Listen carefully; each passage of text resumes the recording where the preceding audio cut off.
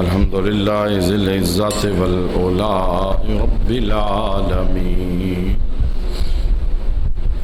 والصلاة والسلام على سيد الأنبياء والمرسلين، والعاقبة للمتقين. أما بعد فأعوذ بالله من الشيطان الرجيم. بسم الله الرحمن الرحيم. وتعزروه وتوكروه. صدق الله مولانا العظيم. إن الله وملائكته يصلون على النبي يا أيها الذين آمنوا صلوا عليه وسلموا تسليما. اللهم صل على سيدنا ومولانا محمد وعلى آل سيدنا ومولانا محمد وبارك وسلم وصل عليه. صلاة والسلام عليك يا سيدي يا رسول الله. صلاة والسلام عليك يا سيدي يا حبيب الله. صلاة والسلام عليك يا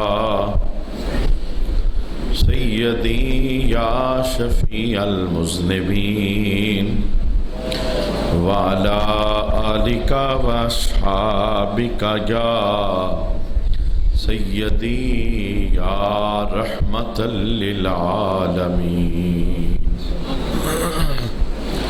بعد حمد و صلاة لائق عزت و تکریم جمیع احباب سمعین ذی وقار،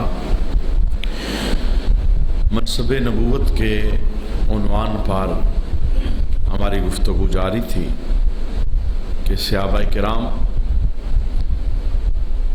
نبوت اور رسالت کے منصب کو کتنا حساس سمجھتے تھے. لفظ بولتے ہوئے، بات کرتے ہوئے وہ مکمل احتیاط کرتے تھے کہ کہیں کوئی ایسا لفظ زبان سے نہ نکل جائے جس سے ہمارا ایمان ختم ہو جائے اور بے ادبوں کے اندر ہمارا نام لکھا جائے. اس لیے وہ ہر چیز سے بہت احتیاط کرتے تھے. اور اللہ کریم نے سورہ فتح کے اندر قرآن پاک میں منصب نبوت کی ایک اور جہت کو بیان فرمایا ہے، اور اس جہت پر بھی صحابہ کرام نے بڑے خوبصورت انداز کے اندر پہرا دیا ہے. وہ جہت کون سی ہے؟ اللہ ارشاد فرماتا ہے وَتُعَزِّرُوهُ وَتُوَكِّرُوهُ. میرے حبیب کا خوب خوب ادب کرو اور خوب خوب تعظیم کرو. یہ حکم باری تعالیٰ تھا کہ ایمان کی سلامتی کے لیے نبی پاک صلی اللہ علیہ وآلہ وسلم کا ادب یہ تمہارے اوپر لازم ہے، اور حضور کی تعظیم یہ تمہارے اوپر لازم ہے. کچھ فرض ایسے ہیں جو زندگی کے اندر ایک مرتبہ فرض ہیں، جیسے حج ہے. کچھ فرض ایسے ہیں جو سال میں ایک مرتبہ فرض ہیں، جیسے رمضان کے روزے ہیں، زکوٰۃ ہے. اور کچھ فرائض ایسے ہیں جو ڈیلی 5 مرتبہ فرض ہیں، جیسے نماز ہے. نبی پاک کی تعظیم اور ادب یہ ایسا فرض ہے جو رب نے ہر سانس میں فرض فرمایا ہے.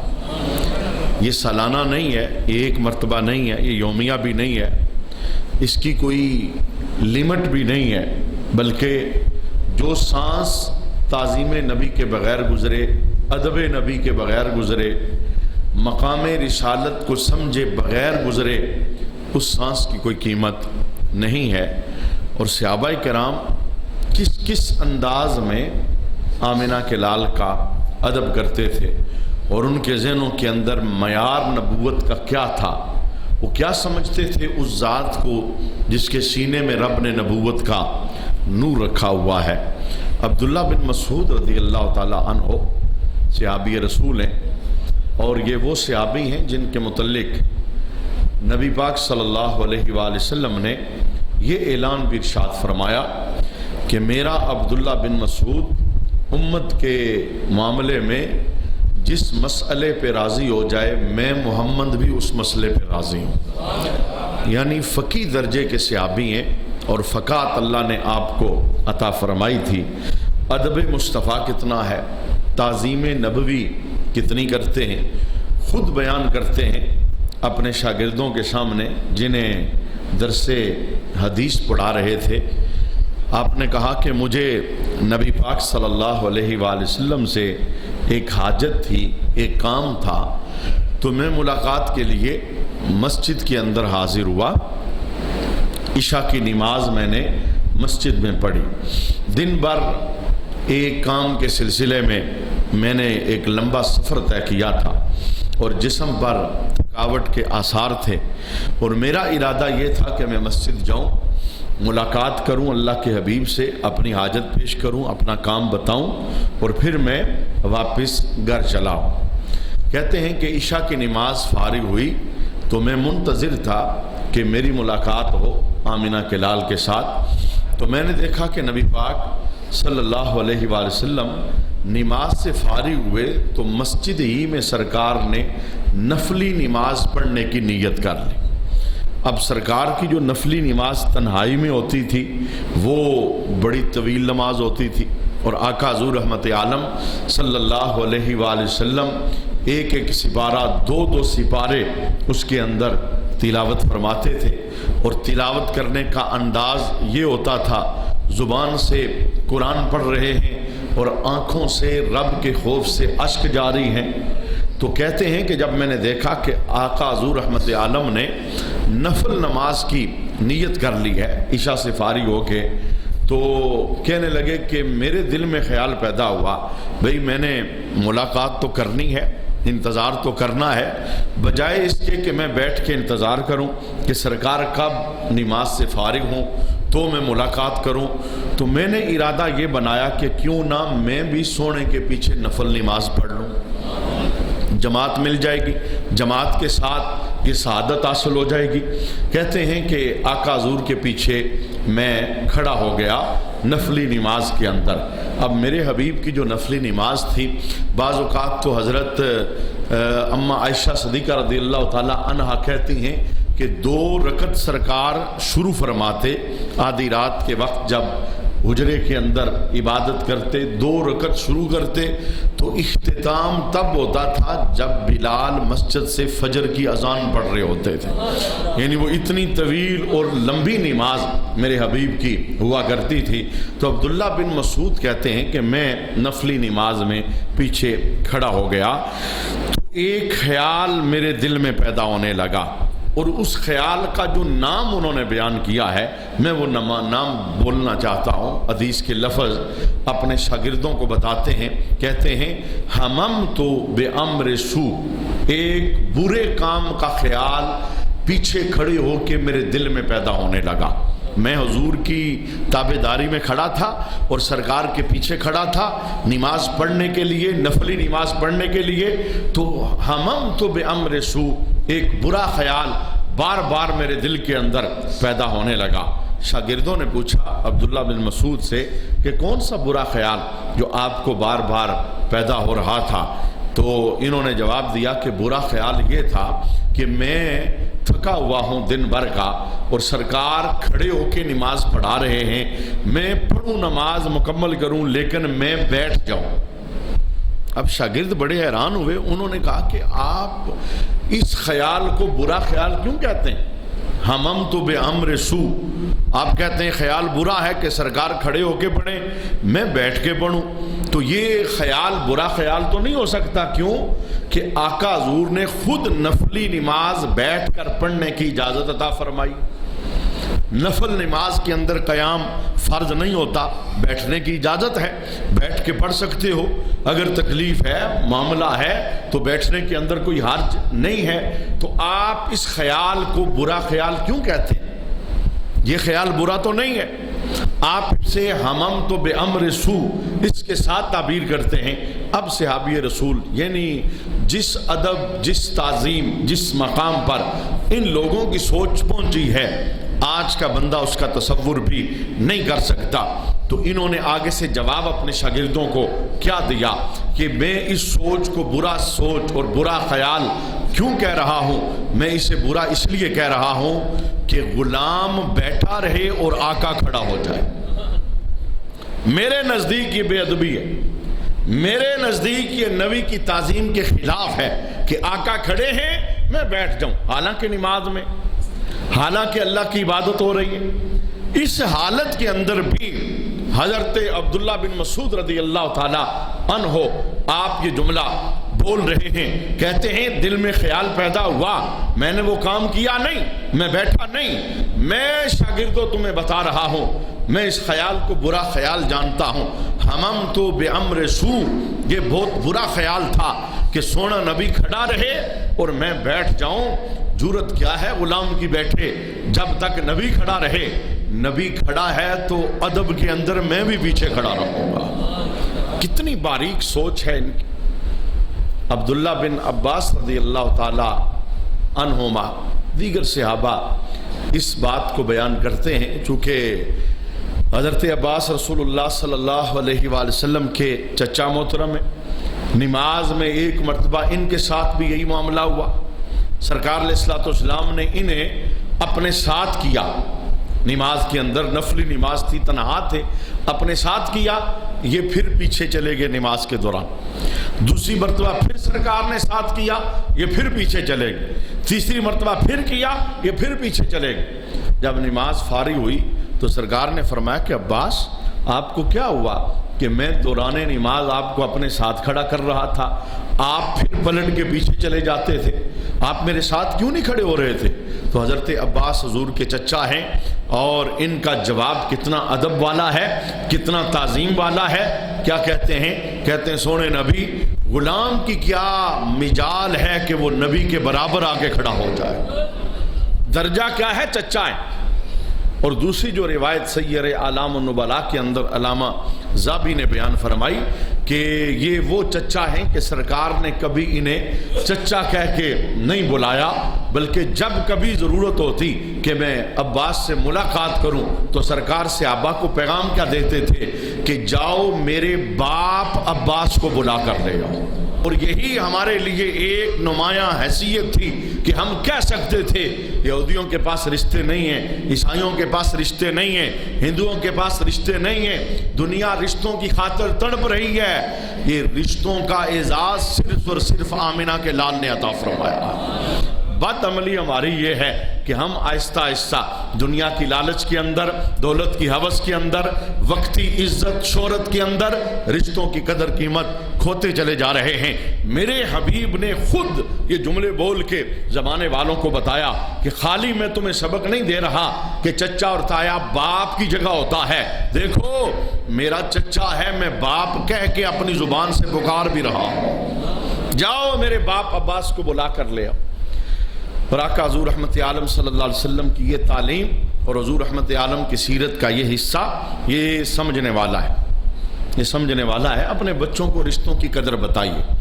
بہت ساری چیزیں ہیں نا جو ماں نے سکھانی ہوتی ہیں، جو باپ نے پڑھانی ہوتی ہیں۔ ظاہر ہے گھر کی چار دیواری میں اور رات کے وقت بستر پر لیٹتے ہوئے بچے کو جو جو پڑھایا جاتا ہے، جو جو سمجھایا جاتا ہے، بچہ پھر اسی کا اثر لیتا ہے۔ کیا مجال ہے بھتیجے کی کہ وہ چچا کے سامنے سے گزرے اور سلام نہ کرے، ادب نہ کرے؟ اصل کے اندر تربیت کی کمی ہے، اسے بتایا نہیں گیا، اسے پڑھایا نہیں گیا کہ اس رشتے کا مقام کیا ہے، مرتبہ کیا ہے۔ کیا مجال ہے بانجے کی کہ وہ خالہ کے پاس سے گزر جائے اور وہ موڈ میں رہے، غصے میں رہے، جلال میں رہے؟ اصل میں تربیت کی کمی ہے، بتایا نہیں گیا۔ آمینہ کے لال کی حدیث تو یہ ہے چچا باپ کے برابر ہے اور خالہ کو رب نے ماں کا درجہ عطا فرمایا ہوا ہے۔ یہ حضور نے خود کر کے دکھایا۔ سرکار علیہ الصلوۃ والسلام بدر کے موقع پر جس وقت قیدیوں میں حضور کے وہ چچا جو صاحب ایمان نہیں تھے، کون؟ یہی حضرت عباس، ابھی کلمہ انہوں نے نہیں پڑھا تھا، انہوں نے کلمہ بدر کے معرکے کے بعد پڑھا۔ اس موقع پر جب یہ صاحب ایمان نہیں تھے اور صحابہ نے مسجد میں جب قیدیوں کو باندھا، رسیاں ٹائٹ ہو گئی، تو سرکار نے فجر کے وقت جو جملے بولے، حضور کی آنکھیں اشک بار تھی۔ یہ نبی کے دل میں رشتے کی کتنی قیمت ہے، کتنی قدر ہے، کیوں میرے حبیب کی آنکھیں اشک بار تھی، کیوں رو رہے تھے؟ فرمایا میرے صحابہ میرے چچا کی رسیاں کھول دو، فدیہ میں اپنی جیب سے دے دوں گا۔ کیوں؟ چچا کے کرانے کی آواز نے مجھ محمد کو پوری رات سونے نہیں دیا۔ یہ درد کیا ہے، یہ احساس کیا ہے، یہ زمانے کو بتانا مقصود یہ ہے۔ سب کچھ ادھر رہ جاتا ہے، دولتیں ساتھ نہیں جاتی، عہدے ساتھ نہیں جاتے، سٹیٹس ساتھ نہیں جاتے، جائیداد پلاٹ ساتھ نہیں جاتی۔ یہ جو رشتوں کی قدر قیمت ہوتی ہے، دنیا کے اندر بھی رنگ لگاتی ہے، عقبہ میں بھی رنگ لگاتی ہے۔ دنیا میں اس کا رنگ کیا ہے؟ دنیا میں رنگ میرے حبیب نے یہ بتایا ہے، فرمایا رشتوں کی قدر جاننے والا، رشتوں کو جوڑنے والا، رشتوں کے ساتھ رہ کے زندگی بسر کرنے والا، میں محمد بشارت دے رہا ہوں رب اس کی عمر کے اندر برکت پیدا فرما دے گا۔ کتنی بڑی رحمت مابی ہے۔ اچھا، چونکہ یہ ہمارا ٹاپک نہیں ہے، لگے ہاتھوں جو کوئی ٹاپک آتا ہے ہم اس پر کچھ نہ کچھ سبق سیکھ لیتے ہیں تاکہ جو ہمارا اصلی مقصد ہے وہ مقصد فوت نہ ہو۔ اچھا، یہ حضرت عباس جو حضور کے چچا ہیں، عمر میں سرکار سے 13 سال بڑے، چچا بھی ہیں، سرکار چچا کہتے نہیں، باپ کہہ کے بلاتے ہیں، اور عمر میں 13 سال بڑے، لیکن یہ بھولے نہیں کہ نبی کی تعظیم کیا ہوتی ہے اور نبوت کا منصب کیا ہوتا ہے، رسالت کا ادب کیا ہوتا ہے۔ کسی نے سوال کیا، عباس یہ بتاؤ بڑے آپ ہو یا بڑے رسول اللہ ہے؟ سوال ہے نا، آپ چچا ہیں، حضور بھتیجے ہیں، بڑے آپ ہیں یا بڑے رسول اللہ ہیں؟ اب سمپلی جواب تو اس کا یہی بنتا تھا، بھئی میں بڑا ہوں، چچا ہوں، 13 سال میری عمر زیادہ ہے؟ نہیں۔ کتنا ادب سے دوہیا ہوا جواب تھا اور کتنا عقیدے کی چمک اور نور تھا ان کے لفظوں کے اندر۔ حضرت عباس جواب کیا دیتے ہیں، اے سوال کرنے والے، جہاں تک بڑے ہونے کی بات ہے تو نے پوچھا ہے بڑا کون ہے؟ ہوا اکبر منی، بڑا تو آمینہ کا لال ہے۔ پہلے فتویٰ دیا، بڑا میں نہیں ہوں، بڑا تو آمینہ کا لال ہے۔ ہاں، تیرے ذہن میں یہ آ رہا ہے کہ میری عمر 13 سالہ زیادہ ہے، تو میں اس کا جواب تمہیں دیتا ہوں، انا ولدت قبلہ، میں بس پیدا پہلے ہو گیا تھا، میں پہلے پیدا ہو گیا تھا، پہلے پیدا ہونے سے میں بڑا نہیں بنا۔ بڑا وہی ہے جسے رب نے نبوت کا نور عطا فرمایا ہوا ہے۔ یہ تعظیم ہے نبی پاک صلی اللہ علیہ وآلہ وسلم کی، جس کا سورہ فتح کے اندر رب العالمین نے حکم ارشاد فرمایا، وَتُعَزِّرُوهُ وَتُوَقِّرُوهُ۔ میں صحابہ کرام کا وہ انداز آپ کے سامنے رکھنا چاہتا ہوں کہ انہوں نے اس تعظیم نبوی کے اندر کس طرح کے اقدام کیے ہیں۔ دور حاضر کے اندر شاید کسی ذہن کے اندر یہ خیال پیدا ہو جائے، دور نہا خانوں کے اندر سوچ آ جائے، یہ کیسے لوگ تھے، ان کا جذبہ کیا تھا، انہوں نے معیار کیا بنایا ہوا تھا، تو میں اس سوچ کا کلا کما پہلے کر دیتا ہوں کہ یہ وہ لوگ تھے جو نبی کو اپنے جیسا نہیں سمجھتے تھے، نبی کو رب کا حبیب جانا کرتے تھے۔ جب آپ رب کا محبوب جانیں گے پھر معیار اور ہوگا۔ وہ معیار سنیے، بخاری شریف کی حدیث ہے، مسلم کے اندر بھی موجود ہے، دیگر ماخذ کے اندر بھی اس حدیث شریف کی تصریحات موجود ہیں۔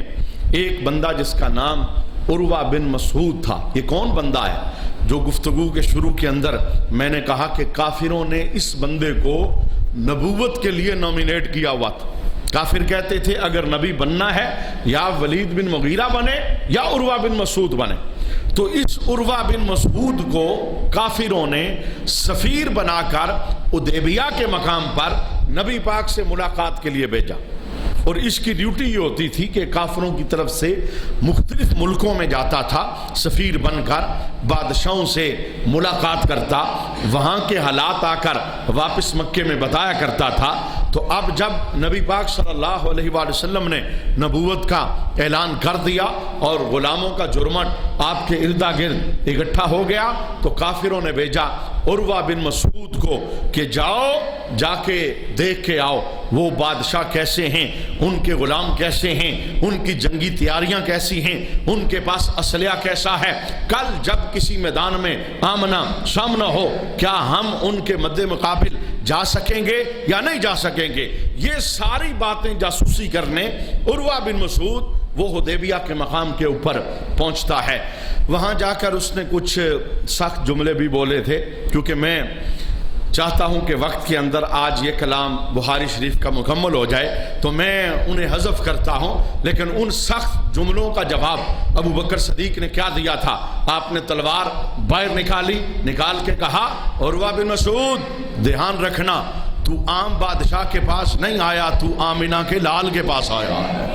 اب اگر بے ادبی کا ایک لفظ بھی بولا تیری زبان کاٹ کے تجھے واپس بھیجیں گے، تیری جرت نہیں ہے یہاں آ کے کوئی لفظوں کا ہمیں زور دکھا۔ اور اس موقع پر لفظ یہ ہیں کہ عروہ بن مسعود ڈر کے بیٹھ گیا، وہ پوری نظر سے بھی صحابہ کو نہیں دیکھتا تھا بلکہ اپنی آنکھ کے کونوں سے صحابہ کے کردار دیکھ رہا تھا، یہ کرتے کیا ہیں۔ اچھا وہ سب کچھ دیکھا، اس نے مناظر دیکھے، ماحول دیکھا، صحابہ کا طریقہ کار دیکھا، اب پلٹ کے واپس آیا، واپس آ کے ابو جہل کو خبر دیتا ہے حدیبیہ کے مقام کی اسلحہ کتنا ہے، طاقت کتنی ہے، سواریاں کتنی ہیں، زور کتنا ہے۔ اس کے ذرا جملے سنیے گا، میں جملے بتانا چاہتا ہوں۔ کہتا ہے واللہ لقد وفدت علی الملوک، کہنے لگا میں بہت سے بادشاہوں کے پاس گیا۔ کن کن بادشاہوں کے پاس گیا ہوں؟ کہنے لگا وفدت علی کیسر و کسرا والنجاشی، میں کیسر کے پاس گیا ہوں، کسرا کے پاس گیا ہوں، نجاشی کے پاس گیا ہوں، ایسے ایسے بادشاہوں کے پاس گیا ہوں جہاں قالینیں بچھی تھی، جہاں ہزار ہزار پہرے دار موجود تھے، میں بڑے بڑے بادشاہوں کے پاس گیا ہوں اے ابو جہل، لیکن آج جس بادشاہ سے میں مل کے آیا ہوں واللہ اللہ کی قسم ان رأیت ملکا یعظم اصحابہ ما یعظم اصحاب محمدا صلی اللہ علیہ وآلہ وسلم، میں اللہ کی عزت کی قسم اٹھا کے کہہ سکتا ہوں آج جس سے میں مل کے آیا ہوں میں کیسر و کسریٰ سے مرعوب نہیں ہوا، میں نجاشی سے ڈرا نہیں، میرا روب اور میرا دبدبہ ان پر قائم رہا، پر آج جس سے میں مل کے آیا ہوں میں قسم اٹھا کے کہتا ہوں اس بادشاہ جیسا میں نے بادشاہ نہیں دیکھا اور اس کے غلام جیسا میں نے کوئی غلام نہیں دیکھا۔ کافر بڑے حیران ہوئے، بھئی تمہیں ہو کیا گیا ہے؟ تو صحیح سالم گیا تھا، تیرے لفظ بتا رہے ہیں کہ تجھے کچھ ہو گیا ہے، کیا کہہ رہا ہے؟ اسلحہ دیکھ کے ڈر گیا ہے، زور دیکھ کے ڈر گیا ہے، جتھا زیادہ ہے یہ باتیں دیکھ کے ڈر گیا ہے۔ اب ذرا دیکھیے گا کس چیز نے کافر کو ڈرایا، اور آج بھی کفر اسلحے سے نہیں ڈرتا، کفر جتھے سے نہیں ڈرتا۔ آج بھی اگر کسی جگہ پہ کفر مرعوب ہے، ڈرا ہے، وہ اس بات سے ڈرا ہے کہ کس کے سینے میں محمد عربی کا پیار کتنا ہے۔ یہ آج کی بات نہیں ہے، یہ آج سے 150 سال پہلے کافروں نے سر جوڑے تھے ایک جگہ پر اور انہوں نے ایک میٹنگ کی تھی، اور اس میٹنگ کا نام علامہ اقبال نے اپنی شاعری کے اندر رکھا تھا شیطان کی مجلس شورا، یعنی سب شیطان سر جوڑ کے بیٹھے ہیں اور انہوں نے آپس میں مشاورت کی ہے مسلمان کو گرانا کیسے ہے۔ یہ ایٹم بم سے نہیں گرے گا، یہ گولی سے نہیں گرے گا، یہ بارود سے نہیں گرے گا، یہ تلوار سے نہیں گرے گا، یہ کیسے گرے گا؟ اس ایک شعر کے اندر آپ نے اس بات کو بیان فرمایا کہ یہ فاقہ کش جو موت سے ڈرتا نہیں ذرا، روح محمد اس کے بدن سے نکال دو۔ اگر چاہتے ہو انہیں گرانا محمد عربی کی روح نکال دو، محبت ختم کر دو، عشق ختم کر دو، یہ اپنے معاملات میں الجھ جائیں، نبی ان کی زندگیوں سے نکل جائے۔ کیوں؟ نبی کی خاطر یہ جان لے بھی لیتے ہیں، جان دے بھی دیتے ہیں۔ یہ پھر موت سے ڈرتے نہیں ہیں، یہ میدان میں اتر جاتے ہیں۔ پوری دنیا جانتی ہے، پوری دنیا جانتی ہے، اور انہیں اس بات کی خبر ہے کہ مسلمان اپنے نبی سے کتنے وفادار ہیں۔ نبی کے نام پر وہ غیروں کے ملک کے اندر بھی ہوں تو بولنے والوں کی زبانیں کھینچ لیتے ہیں، گریبان پکڑ لیتے ہیں، اور ان کے سینے سے خنجر پار کر کے بتاتے ہیں کہ نبی کے ساتھ محبت ہم نے یہ خالی رسمی نہیں رکھی، یہ محبت ہمارے روئے روئے کے اندر رب نے سجائی ہوئی ہے۔ اچھا آئیے اس نے کیا دیکھا، وہ کس بات سے ڈرا، مرعوب کیسے ہوا، میں نبی کی تعظیم اور نبی کا ادب اور مقام بتانا چاہتا ہوں۔ پہلا جملہ بولتا ہے عروہ بن مسعود، دیکھیے وہ کس تیر کی بات کرتا ہے، کون سے بارود کی بات کرتا ہے، کس ایٹم بم کی بات کرتا ہے، کس جتھے اور سواری کا تذکرہ چھیڑتا ہے، کیا کہتا ہے۔ پہلا جملہ، ما تنحم رسول اللہ صلی اللہ علیہ وآلہ وسلم نحامتا الا وقعت فی کف رجل منہم۔ کہنے لگا میں دیکھ کے حیران ہو گیا کہ جب ان کے نبی پاک اپنے منہ کے اندر پانی لے کے جاتے ہیں تو وہ پانی وہ زمین پر غلام نہیں گرنے دیتے، کسی نہ کسی غلام کے ہاتھ میں آتا ہے۔ مجھے بتاؤ اس دنیا کے اندر کوئی ایسا عاشق ہے جو جس سے عشق کرتا ہے وہ اس کا لعاب چاٹ لے، وہ اس کے ناک سے نکلنے والی رطوبت کو ہاتھ پہ لے لے؟ نہیں، اس کائنات کے اندر یہ مثال صرف اور صرف میرے نبی کے صحابہ کی نظر آئے گی۔ وہ کہتا ہے میں بڑا ڈر گیا کہ جو نبی کے منہ سے نکلنے والا پانی بھی زمین پہ نہیں گرنے دیتے، کیا کرتے ہیں، اپنے ہاتھ نیچے رکھ کے ہاتھوں پر پانی لیتے ہیں، اور خالی ہاتھوں پہ پانی لگا کے کپڑوں سے ہاتھ صاف نہیں کر دیتے۔ میں دیکھ رہا تھا اتنے بڑے عاشق ہیں، ہاتھ پر پانی لگا کے اپنے چہروں پہ پانی مل رہے ہیں۔ کتنا بڑا عشق تھا، کتنا بڑا ادب تھا، کتنا بڑا معیار تھا۔ اچھا وہ دوسرا جملہ کیا بولتا ہے، کہتا ہے کہ میں نے دیکھا کہ نبی کے صحابہ نبی کے ساتھ اتنی محبت کرتے ہیں، اتنا ادب کرتے ہیں کہ ناک میں جب وہ پانی ڈالتے ہیں وہ پانی بھی زمین پہ نہیں گرتا، وہ بھی کسی نہ کسی غلام کے ہاتھوں پر آتا ہے۔ آپ اسے کیا نام دیں گے؟ اگر کسی کے ذہن کے اندر کوئی منفی بات پیدا ہو رہی ہے تو میں اس منفی بات کا علاج کرنا چاہتا ہوں، نبی کو اپنے اوپر قیاس نہ کرنا، گمراہ ہو جاؤ گے اور جنت کا راستہ بھول جاؤ گے، اعمال سارے برباد کر بیٹھو گے۔ نبی کی شان کیا ہوتی ہے؟ میرے نبی کا تو وہ مقام ہے 63 سالہ زندگی میں ایک مرتبہ بھی میرے نبی کے وجود پہ مکھی نہیں بیٹھی۔ صاف ترین اس کائنات میں کوئی ایسا بندہ مجھے ڈھونڈ کے دکھا، کتنا طاہر وجود ہے، 63 سالہ زندگی میں مکھی کبھی وجود مصطفیٰ پر نہیں بیٹھی، چونکہ مکھی کو بھی پتا تھا اسے نبیوں کا امام کہا جاتا ہے۔ یہ مقام اور مرتبہ ہے آقا حضور کا۔ اور اماں عائشہ صدیقہ کیا کہتی ہیں، ایک مرتبہ نہیں ہوا، بارہا ایسا ہوا، سرکار رفع حاجت کے لیے تشریف لے گئے، پیچھے میں گئی تو میں نے دیکھا وہاں مجھے کچھ نہیں ملا، صرف خوشبوؤں کے حلے اٹھ رہے تھے۔ میں اس جگہ پر آپ کو لے گیا جہاں ہر بندہ گرا ہوا ہے، جہاں ہر بندہ منفی پہلو کا شکار ہے، لیکن اس مقام پر بھی رب نے آمنہ کے لال کو بلند مرتبہ عطا فرمایا ہے۔ کسی جیت سے کوئی کمی رکھی نہیں ہے اور کوئی کجی رکھی نہیں ہے، ہر جیت سے بلند مقام عطا فرمایا ہے۔ اچھا عروہ بن مسعود تیسری بات کرتا ہے، کیا کہتا ہے؟ کہتا ہے کہ جس وقت وہ نبی دالا کا بہا وجہہ وجلدہ، نبی کے ناک والا پانی اور نبی کے مبارک منہ والا پانی، نبی کے چہرے کے ساتھ لگا پانی جب غلاموں کے ہاتھوں پر آتا ہے تو کیا کرتے ہیں؟ دالا کا بہا وجہہ وجلدہ، برکت کی خاطر چہرے پر بھی لگاتے ہیں، جسم پر بھی لگاتے ہیں۔ یہ کیسے پڑھے لکھے لوگ تھے؟ آج کا پڑھا لکھا لوگ नबी पाक के नाम पर अंगूठा चूमते हुए शर्माए, नाम चूमते हुए शर्माए। मैं बड़ा जदीद बंदा हूँ, मेरी सोसाइटी ऐसी नहीं है, मेरे दोस्तों के साथ उठना बैठना ऐसा नहीं है। वो नाराज हो जाते हैं, वो कहते हैं ये क्या बिदअत है। नबी के साथ मोहब्बत किसी फतवे की मोहताज नहीं। बंदों के चेहरे देख के प्यार न करो, खालिस प्यार है तो आमीना के लाल का चेहरा देख के प्यार करो। बंदा कोई नाराज हो जाए, खफा हो जाए, उठना बैठना छोड़ दे, रिश्ते तोड़ दे, हम किसी की खातर अपने नबी से जो मोहब्बत का ताल्लुक है उसे मदम पड़ने नहीं देंगे। क्यों? जमाना जमाने का चेहरा देखता है और हमने जब भी देखा है आमिना के लाल का चेहरा देखा। ये देखिए, एक सहाबी रसूल पहुंच गए गैरों के मुल्क के अंदर।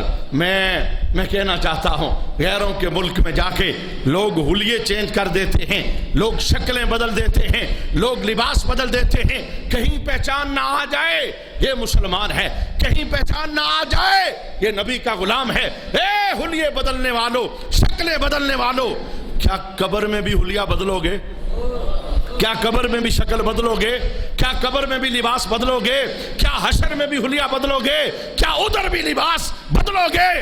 उधर तो आंख बंद करके सवाल होगा क्या कहता था इस जात के मुतल्लिक दुनिया के अंदर।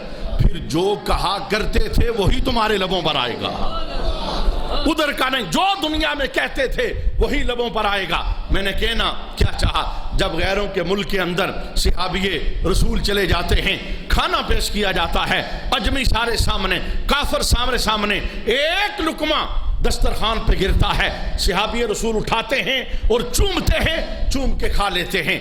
गलत काम नहीं किया, नबी की सुन्नत पे अमल किया है।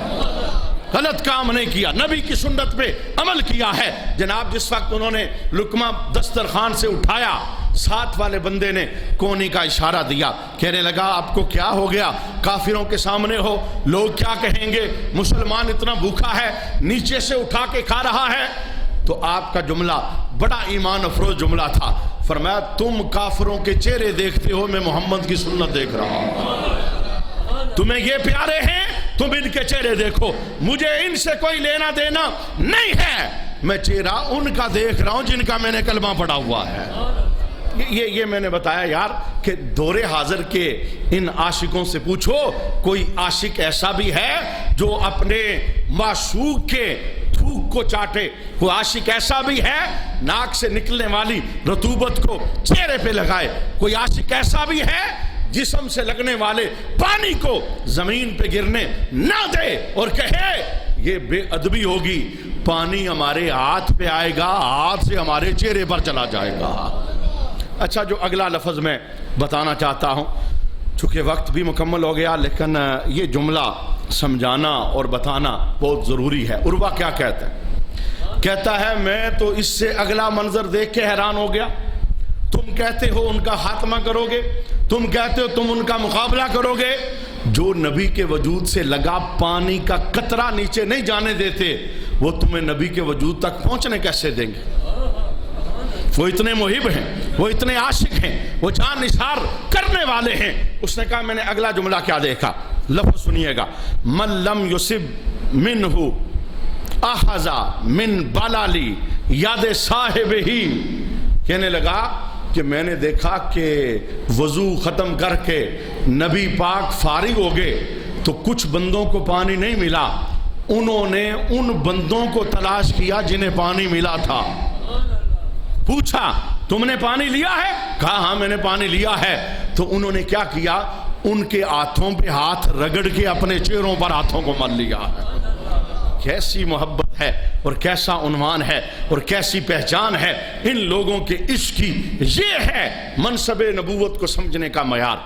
हर चीज से बढ़कर, हर मामले से बढ़कर अपने नबी की इज्जत, ताजीम, अदब उसे तस्लीम किया जाए और उसी के तहत जिंदगी बसर की जाए। नाम लेने में, लफ्ज बोलने में, किरदार बयान करने में, बात करने में, हर लहजे के अंदर अदब होना चाहिए। क्यों कि इस अदब को रब ने हर कलिमा पढ़ने वाले पर फर्ज करार दिया है।